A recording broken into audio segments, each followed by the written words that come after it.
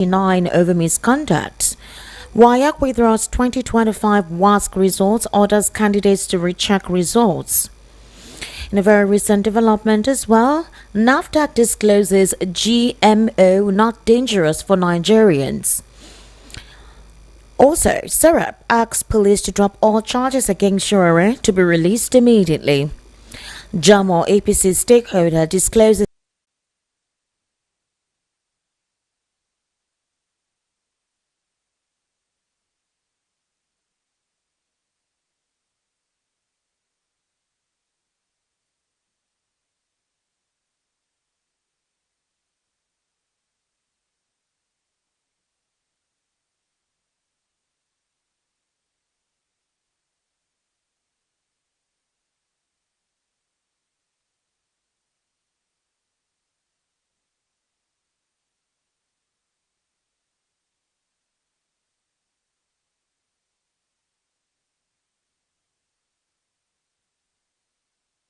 network of roads in Badagry local government area and Olorinda local council development area on Wednesday.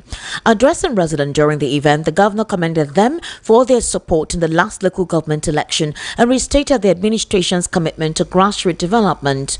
Well, he also disclosed that the roads include Samuel Ekundayo Togo Road and Hospital Road, both aimed at improving interconnectivity and supporting tourism around historic landmarks such as the General Hospital, Agia Tree Monument and Slave Trade Relic Hall Town Hall.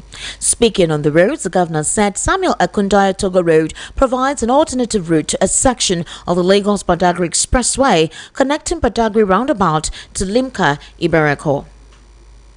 Meanwhile, the federal government has dismissed 15 personnel of the Nigerian Correctional Service and demoted 59 others for various acts of misconduct and indiscipline. VP News gathered that in a statement by Umar Abubakar, the public relations officer of the Nigerian Correctional Service, followed a comprehensive review conducted by the Civil Defense, Correctional, Fire and Immigration Services Board under the Ministry of Interior. According to the statement, disciplinary actions were taken after the board's Disciplinary and General Purpose Committee concluded investigations into 224 cases which involved correctional officers nationwide. Abubakar explained that the sanctions ranged from outright dismissals to written warnings depending on the severity of each case. He added that 16 officers were exonerated, having been found not guilty of the allegations leveled against them. Meanwhile, 7 others remain suspended as investigations into their cases continue. In one particular case, an officer has been recommended for prosecution by the Economic and Financial Crimes Commission. These disciplinary measures also included the compulsory retirement of 8 officers and a rank reversal for 1 officer who was also instructed to refund all earnings received while wrongly holding the position. The Minister of Interior, Dr. Olubumi Tunde-Ojo, also chairs the CDC-FIB, reaffirmed the federal government's resolve to entrench a culture of discipline and professionalism in the correctional system. Reacting to these measures, the Comptroller General of Corrections, Sylvester Nwuche, assured Nigerians that all sanctions would be implemented fairly and strictly in accordance with existing regulations. He also appealed for public cooperation as the service continues internal reforms to strengthen accountability and public trust. Now, the West African Examination Council has announced that it is embarking on a comprehensive review of the recently released results of the 2025 West African Senior School Certificate Examination. WAEC, in a statement signed and released today by its acting head of public affairs, Moyoshola Adeshina, stated that the review became necessary following the discovery of some glitches and bugs. The examination body stated that it is therefore embarking on an urgent review to correct the technical glitches that led to the situation. WAEC disclosed further that as a result of the ongoing review, result checking and viewing have been temporarily due to these technical glitches, promising that the issue will be resolved within the next 24 hours. She also apologized for the inconvenience the shutdown might cause.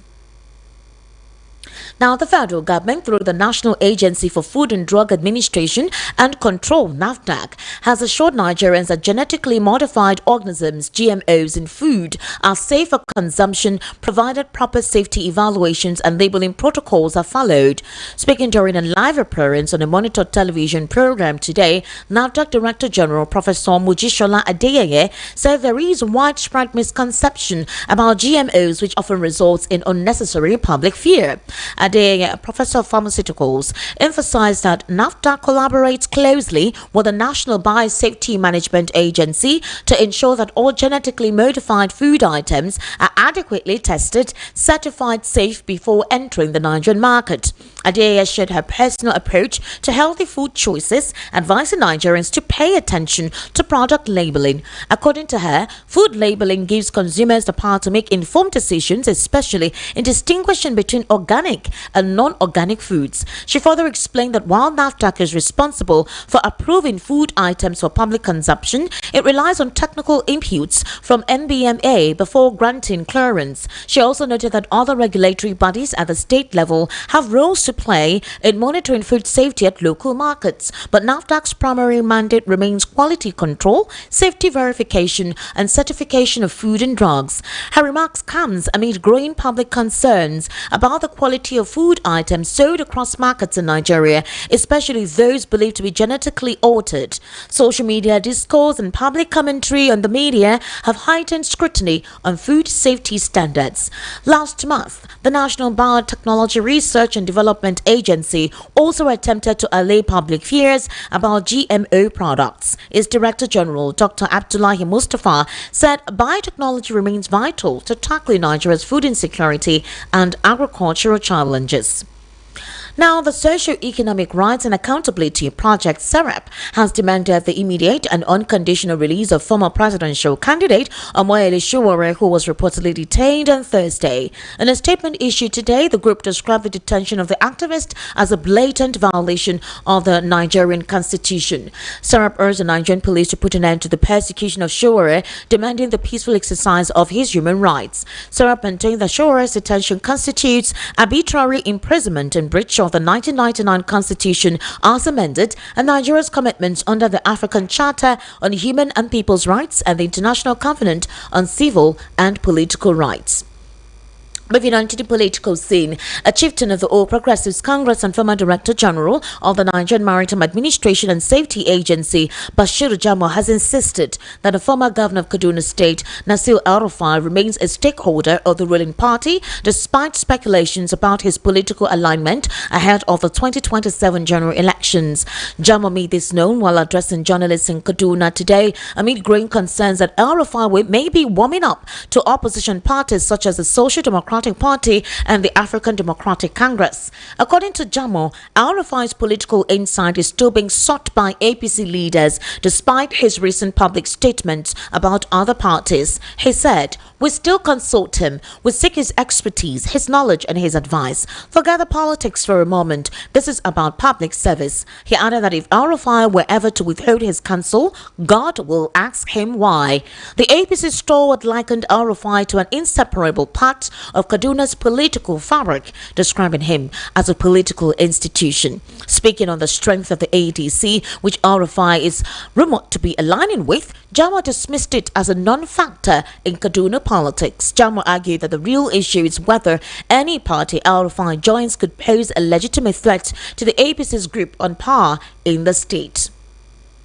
Now, a former national treasurer of the Labour Party, Oluchi Okpara, has dismissed allegations that former Anambra State Governor Mr. Peter Obi, also presidential hopeful in 2023, tampered with party funds during his campaign. Okpara, who appeared via a monitored television program, actually described the claims as false and baseless, stating that Obi financed his campaign and even donated money personally from his campaign fund to actually achieve the aim of giving the Labour Party the desired switch it meant. Reacting on allegations made by Labour Party Chieftain Abayemi Arabambi that Obi used party funds to run his campaign, Opera said there was nothing of such, that Mr. Peter Obi never at any point in time spent any money not meant for the party.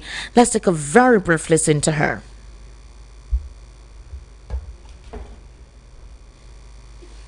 Peter asked for a dime from the party, unlike other political parties would do. In fact, let me shock Nigerians that everything that we did, every program we had, because the party had no money, he brought a lot of fortune to the party. The party was down.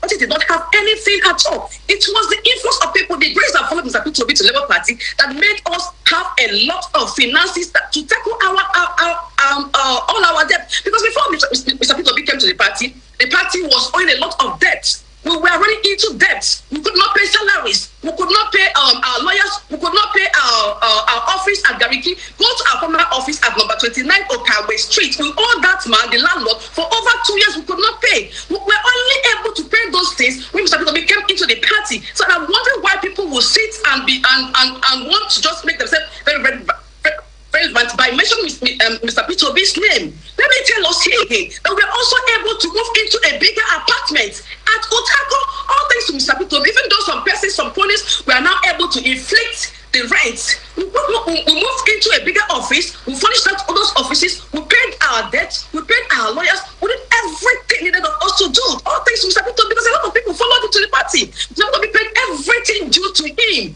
Every obligation to the party, he fulfilled all righteousness. So people should stop pending his name. He is not the president of Nigeria. People should learn how to channel their grievances to the right quarters and stop leaving Mr. Peter and leave Mr. Peter out of their mouths. Honestly, it does not make sense to me anymore. Does it make sense? People should learn how to hold this APC government accountable for their failed government and leave Mr. Peter be alone. It's not investment. But madam, according to Mr. Rabambi, Mrs. Aisha Yesufu and the governorship candidates of the... Solely for that event. But there was never a time Mr. Peter came to us asking us for money. Every money he used to run for his presidential ambition, he had a presidential account for that. And we had Aisha Yusufu and others. And Aisha has been woman enough to come out public to tender account. And that same account was what I have been asking Mr. Joseph Abure to come out and tender account. So there is nothing wrong with anyone having a campaign account to champion all his campaigns. Nothing wrong with that. And it must not be run by a political party. No, it mustn't. He has to get people that he trusts to do that for him. And I also heard where someone was talking about agents not being paid. No. I listened to Aisha Yusuf when she came public. She said that names given to her to pay as agents were fake people. They were fake names, so there was no way she could have continued. People talking about Mr. Peter Obi diverting the party's fund. I won't challenge them. This Labour Party that we're talking about, some persons opened an unauthorized account with First Bank, with which they used to defraud people of their millions. People paid interest and yet those people are some persons are aware of this. Yet they can't even come out to say this in public. Yet you see them trying to throw a stone at Mr. Peter. It doesn't make sense to me.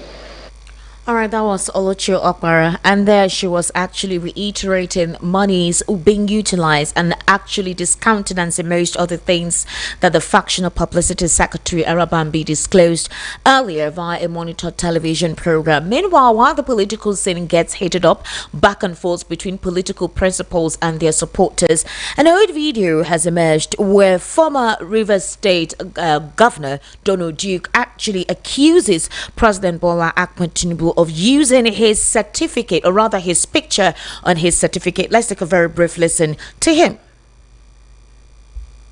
On the other hand, you have my friend and colleague, Bola, and we're debating about drugs. That's the focus of the discussion. Drugs, his resume, what school did he go, by his classmates. Interestingly, there's a new document. On the other hand, you have my friend and colleague, Bola, and we're debating about drugs. That's the focus of the discussion. Drugs, his resume, what school did he go, by his classmates. Interestingly, there's a new documentary that has been produced. It's titled The Nation Builder, and it's on Bola Tinubu. His years in Chicago, his exploits, what a wonderful student he was. Fine. My disagreement is that my photograph as a 12-year-old is used as his photograph, right? As as his photograph as a young person. In other words, they couldn't find a photograph of him as a young person. And they now take my own photograph. And took the 12 years old in Sokoto. I don't know if you've seen the photograph. I have it on my phone. I'll send you. And there I was in Sokoto posing. And now, Bola Adoption, I don't know if I can get some justice on this, but I feel very pained that that poise that I had at a 12-year-old is now being used for political end. But it just shows that the level of debate, right, has really come so low, right?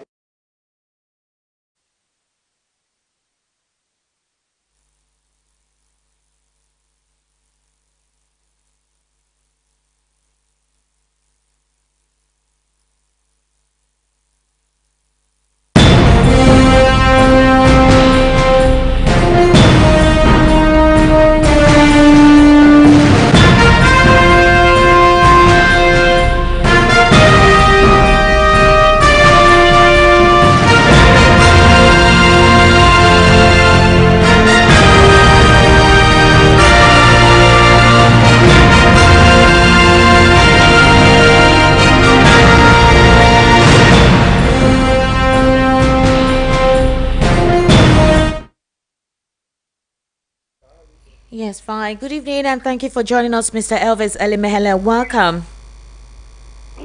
Thank you, Esther.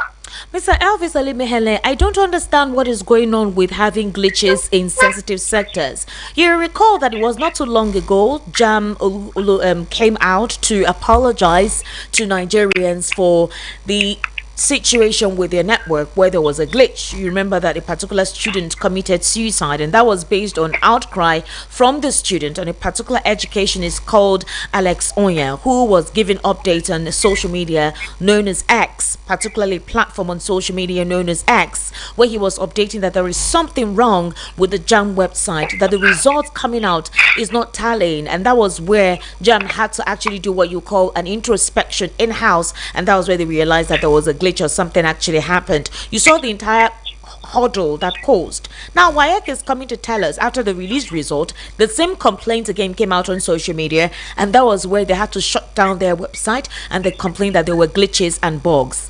What is going on with all these glitches and bugs all the time? Esther, these agencies should be ashamed of themselves. It started with INEC during the 2023 general election. They told us that there was a glitch. Today, Nigerians did not explain what caused it and how it happened to Nigerians. Because INEC walked away freely without lies, they told the whole world, Nigeria in particular. And that's why every other organizations now, these are even supposed to be credible bodies. Nigerians don't even have that confidence in INEC. We know about INEC. But for JAM and now WAEC, West Africa Examination Council, this is not even about Nigeria alone. They're coming to tell Nigerians that the examination these children wrote, that there are glitches, and as a result that they publish, the release is not actually the authentic result. It's a big shame, because every time things of this nature happen in this nature, people are not, brought to book. People are not made to pay the price of telling Nigerians lies or being negligent in their duties or using it to play with other people's lives. That's why, because they walk away freely with it, that's why you see all these things are coming up. Tomorrow, another agency will still come up and tell us that there was a glitch. It has become a popular language in Nigeria now. Some time ago it was like snake swallow money, monkey swallow money, and all that. So now it is that glitch. Don't be surprised. Tomorrow, one other credible organization that we have been looking at, oh, this is credible, will also come up and tell us this lie. I'm so disappointed with WAEC. This is an examination body that we respect so much across West Africa. But look at what happened now. When these children were writing that exam, I remember they wrote English. These children left the exams in the midnight. How can an examination body be so backward to that extent that the children have to start using torchlight and using candle in most of the exams? I don't know what happened. I don't know. Instead of want to be improving most of what we do in this nation, we want to be bringing more innovation like other people are doing in the world, advanced world. We are degenerating every day. wrote WAEC about 40 years ago, 39, 40 years ago. I never went to the hall with a box of matches or a candlestick because there was going to be a problem in WAEC. But now that when I should have been looking at the time, I even wrote WAEC like the crude era, and my children are now writing, they are writing at a brighter and a more technologically advanced world. The children are now going to the hall now with candlestick and torchlight because WAEC is going to disappoint them. The same thing with JAM. When we wrote JAM, at our time, when we wrote JAM question papers, some people that belong to my old school now that will hear this will understand what I'm talking about. There was no JAM question paper available outside. You can't see JAM question paper. JAM question paper is the same place you have the answer sheet. You share it inside that JAM question paper and submit. By the time you read the JAM hall, you don't even have any question paper to say, oh, this was where this was the question that came. Because you submit the answer booklet right with the question paper right inside it. The answer is directly inside it. But today, and that was with a HB pencil, today they are not telling you on CBT exams. On the CBT exams now, it's supposed to be like a modernized way or advanced way of examination. We are not hearing glitches. Are we moving forward or we are moving backwards in this nation? I don't understand, Esther. When the world are going to artificial intelligence, AI, is coming to the world. Nigeria is, taking different steps backwards every day. We are running backwards. All the organizations that we have that credibility on before, we are now seeing them like, oh, they are doing a leg of this world. They have joined the politicians of Nigerians of this world that comes out to roll out figures. They have joined the Nigeria Bureau of Statistics of this world that roll out statistics figures that are not commensurate to what Nigerians are going through. It's a big shame, Esther. I'm so disappointed with WAEC for this piece of statement that came from there today. Mr. Elvis, it's quite unfortunate actually, and it now seems to be a pattern that Nigerians have no choice but to get used to. The only platform where they get to express their displeasure or discontent, or possibly their groan, is just on social media. It seems to be the normal pattern, and I don't know, the relevant institutions for this always think that is now a normal way of life because no adequate sanction is applied, nobody is suspended, nothing happens. Esther, no sanction. No sanction. Mahmoud, he's still pretending over INEC. Professor Oloide is still in JAM. Why will WAEC not come up with such thing? Because these people have been taking us for granted. This is the reason why I keep telling you, Esther, that this is the time Nigeria have to take Nigeria into their hands. We have to fight for our future. What we suffered now, our children are already suffering it. What we suffered and we're saying, well, it's not our portion, because in this nation we are good at saying it's not our portion. It's not our portion. Our portion is not being registered at the faces of our children directly. And our grandchildren will also face it. If we don't fight it, we have disappointed our generation, and we have disappointed our children's generation as well now. And it's going to snowball into our grandchildren's generation. Is it not a big shame? I like this. Mahmoud is working freely. He has not expected Nigeria what happened to 2023 general election. Upon all the billions he was given to conduct that election. Then Professor Oloide is working freely. After some student lost his life because of the fraction from JAM. He's still working freely. He came to national television and was sharing crocodile tears. With that tear, bring that young girl that died. Now, why? You know how many people, we don't know what's going to happen to our young children now in this WAEC as well again. Because these people just do all these things and rub it on our face, and they walk freely with it, they went with it. That's why they continue to give us this pressure every day, continue to increase it. This is just like the tax the Egyptians were giving Israelites in the days when they were in captivity in Egypt. They kept increasing their taxes every day until God liberated them. We will not wait for God alone in this matter. We must have to fight our cause by ourselves. These people are taking us for granted.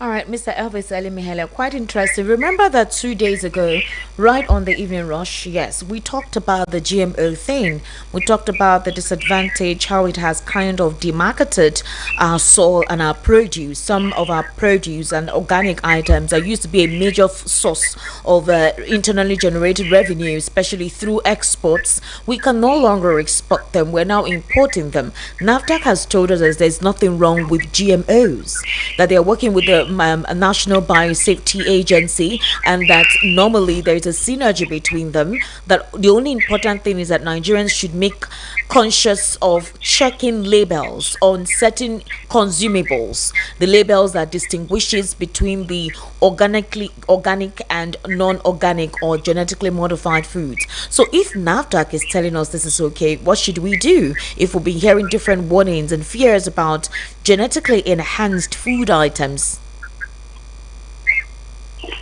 This is the same thing we are talking about, Esther.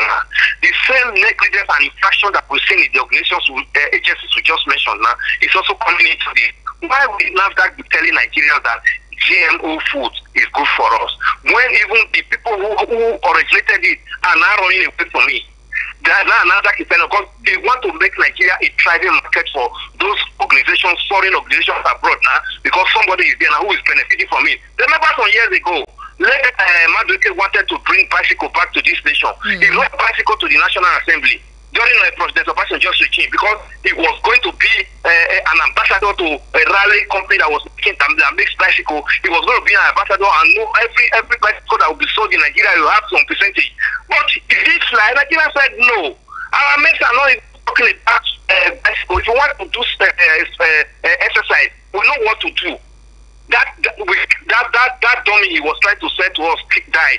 That's exactly what is coming out again from Professor Ade, Madam Ade's Nafta. I didn't expect this from her because this is a woman that has lived all her life in the United States of America, and she knows what it means. That even the GMO food that she's now telling Nigerians is good, is that people are running away from it in the United States. That's the funny thing. A lot of them have been preaching against it. I'm wondering. Yes, Esther, listen, this same NAFDAC cannot go to market and raid markets of this carbide. This carbon that Nigerians are not using to ripen fruit, accidentally. You get to the market now, you can't buy banana and eat. You get to the market now, you cannot buy avocado pear. They put all these things there to clean, and you can't buy even pineapple. And the NAFDAC have not gone to market to raid all these infractions and these killers that Nigerians are selling in the market. Then they are not trying to come and add GMO food to it. They said we should read label. So Nigeria reads. The Nigeria care about what they consume. Let me tell you, the problem we have in Nigeria is that when you get to bus stop this morning, want to take a bus to your destination, you don't have time to look at whether that bus is clean enough for you to enter. You don't even look at the tires, you don't even look at the components. By the time you get into that bus, less than 5 minutes into the journey, rest out for it. That's when you begin to see that this bus you rush into does not have windows to lock up for rain, to against rain. This bus will enter, the tires are worn out, here the tire has busted as you are moving. This same bus will rush into that it does not even have fuel in the tank. That's when you see the driver will rush out with the conductor and be looking for the nearest petrol station to go and get fuel to power the car you run in, the bus you run into. That's the same Nigeria this madam is telling us now. When we get to the supermarket, we should go and now be reading label. We should now be reading content. How many Nigerians have that time? I don't know how to say it, whether it's unfortunate or fortunate. Those who consume GMOs, I hope, and I don't know how our farmers are faring with this, because this is quite discouraging when you have our maize, the maize in the market now is saturated with those of the GMOs, is sweet corn. You see some persons wanting to go prefer that one because it looks cleaner, it looks prettier, and it tastes nicer, and it doesn't take time, it gets done. All right, Mr. Elvis, going to the political scene before I let you go. A chieftain of the APC and former Director General of the Nigerian Maritime Administration and Safety Agency, Bashir JAMU, has insisted that Nasir El-Rufai remains a key stakeholder in the ruling party, the APC, despite his alignment with the SDP and the ADC. And I'm wondering how come he is coming out to say this today, where for the past 2 or 3 weeks, Nasir El-Rufai has literally been stepping on the toes on the former political party that he used to belong to. He has come out and told the world that he will do anything that he can to ensure that Tinubu does not win the 2027 elections. He recently released a purported result sheet that Peter Obi was robbed in the 2023 elections. We discussed this yesterday during the evening rush, and it was quite funny because none of the aides of the president has come out to challenge him or dispute all of of those claims. So again, is it possible that this is a means of trying to let the public know that there is no conflict between El-Rufai and the presidency, or El-Rufai and the APC, by telling us he's still a major stakeholder in the APC, whereby he has been coming out as what you call a major opposition with some supposed secret spilling? How would you react to this? Are you surprised with the drama that are playing out in Nigeria political scene? What he said, man, he might not be too far from the truth, because look at what happened in Rivers State. We saw the 27 lawmakers in the national television say they have left APC for APC. Till today, the court said it's a lie, that they are still part of PDP. And today they are there, to renounce their seat. They did not renounce their seat. They went to court, and the court is saying they are still authentic member of PDP. So if I don't know what it takes to now resign from the political party. Probably the person who is leaving the political party has to do a publication in the newspaper. But how can you still be a major stakeholder of a political party that you have come out publicly on 3 different occasions to say that you would do anything to bring down the person there? What do you mean by major stakeholder? It's Wike and the 27 lawmakers. Are they not major stakeholder in PDP in Rivers State? Did they not bring Rivers down? PDP in Rivers State, did they not bring it down? Is Wike not a strong member of APC government today? What are you talking about major stakeholder? They can do that because today the political parties have lost their fame, they've lost their credibility because they cannot punish those who are into anti-party activities. So that's why they get away with it. And when they get to court, the court will interpret it the other way and tell you these are internal problems. Go and sort it out yourself. And you don't see what is going on in Labour Party. So then, who is the head of Labour Party? Who is the leader of Labour Party? Do we know? So these are things. Everything is muddled up in Nigeria, and this is the reason why every time we are analyzing and we are calling on Nigerians that we have to take the bull by the horn to sanitize this nation. Where we run to, where we are running to abroad. These people fought for themselves, and they got it right. It is not different from what we should do here to get it right. So I don't blame what he's saying, because at the end of the day, let me tell you, Esther, if El-Rufai was a member of Tinubu's cabinet, will it say APC is a bad political party? Will it work against Tinubu? Because he didn't get in the same position he was looking for. That's why he just suddenly realized that APC is not a party, and Tinubu, Bola Tinubu was not part of his presidential ambition. So because he didn't favor him. So tomorrow, if he gets back what he's looking for in APC, he will come back. So what they are saying, they know what they are saying. You think he will go back? You think he will go back, if at all? I asked that question yesterday. What if El-Rufai is given a political appointment or something, that would he join the APC back? Because the man has been spilling quite a lot with the recent statement and results sheet of 2023 and this damning statements he has made against the president. You still think he would go back? Let me give you an example. Festus Keyamo, go and look at Festus Keyamo. Oh, that's true. Criticism to President Tinubu some years ago. Even Daniel Boala, just 2022-23 election, go and look at Daniel Boala. You understand? These are Nigerians. By the time APC win 2027 general election, quote me, and these politicians that are not in power, they will be going down. They will be going down financially and otherwise. Mr. Elvans, Mr. Elvis, did you say by the time APC wins 2027, you've dashed them the win? Yes. You think? Why if they win? No. Let me put conditionally. If they win 2023 general election, and these ones that are talking of APC and other political parties, they just discovered that another 4 years they're going to be relevant in Nigeria.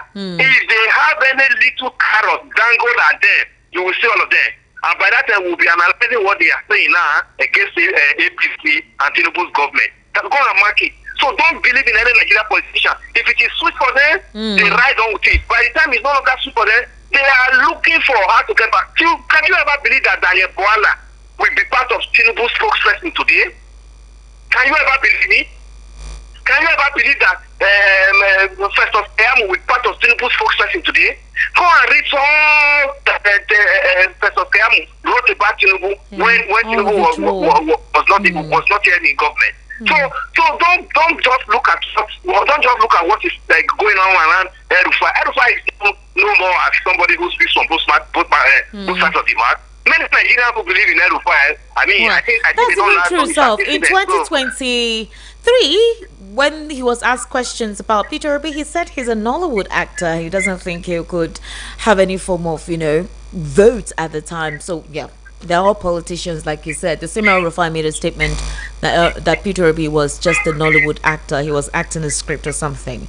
Okay, well, Mr. Elvis Alimehele, finally, you remember that there was a Ghana Air Force having Z9 helicopter carrying 8 people to an event about tackling illegal mining crashed into a forested mountainside in the Ashanti region of Ghana, and it killed all 8 people on board.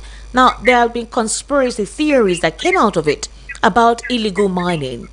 All the countries that are going through serious hostile activities in the region where mining activities are carried out have what you call mercenaries guarding it, or those areas people cannot even come around that place. For example, in Nigeria here, the Minister of Mining, and that's Dele Alake, we've not been hearing anything about his ministry. And if you look at states where mining are going through in Nigeria, like Zamfara and the likes, we're not getting any report about the minerals that are being mined in that area. The big wigs who are there are not saying anything, but we're all concentrating on crude oil. Meanwhile, the mining industry, people are making money, actually taking the wealth to themselves, and Nigerians are literally comatose about it. Now, you also remember what's going on in DR Congo. You also know what's going on in South Sudan. The things that caused this war is basically these mining mineral resources. Mr. Elvis, what is this an international conspiracy theory about the mining industry? Because these guys confronted an illegal mining situation, and then there was a crash. All died, all of them. The Minister of Defense and the Minister of Environment, they died. Yes, Esther, it's an abracadabra thing. The more you look, the less you see. And it will continue to happen in Africa, especially the way we have played into the hands of our colonizers. We played into their hands because when they started discovering these minerals in all parts of Africa, we allow them to take them away in raw form, refine them, and bring them back to us, in the form that they now tell us that this is not their amount, they have to sell it.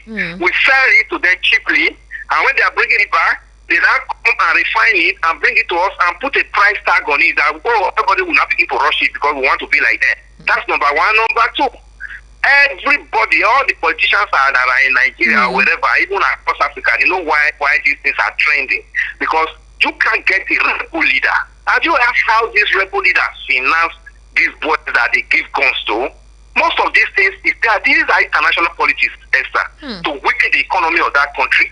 You discover that even when Liberia had issues in 1990, when Liberia Civil War began, it was Banga. Banga is the headquarters of rubber plantation in Liberia. That was where Chieftain began his war from. He recruited boys and was tapping that rubber and was using that money to finance that rebel